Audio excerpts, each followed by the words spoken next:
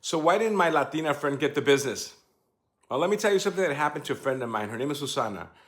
She called me really frustrated, upset, and almost crying because she had been working on a prospect for months. She did everything right. She had more experience, better reviews, her pricing was the same, and the prospect, well, she was Latina, but she chose a non-Latino company instead.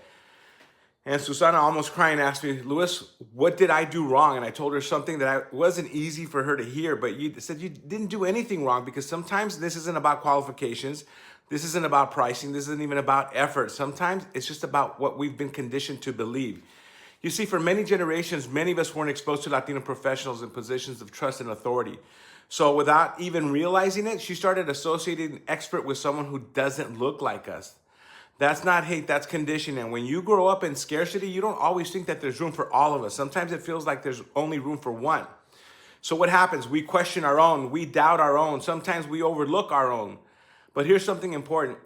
If you're Susana in this story, don't hold a grudge against a Latina who made that decision. She may not even be aware of what she did. She may not realize how her decisions influence the future of our success in this country.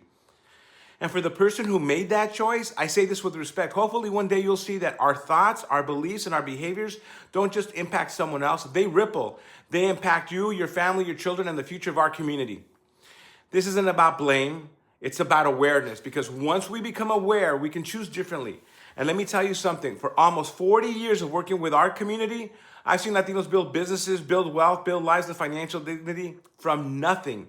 So this idea that we're not as capable, that we're not as prepared, that we're not as professionals, that's not the truth. That's a story we've inherited. And here's the encouragement. If you've ever lost an opportunity like this, don't shrink, don't second guess your value, and don't stop showing up. Because every time you show up with excellence, every time you serve with integrity, every time you lead with corazón, you help rewrite that story. And over time, that changes everything.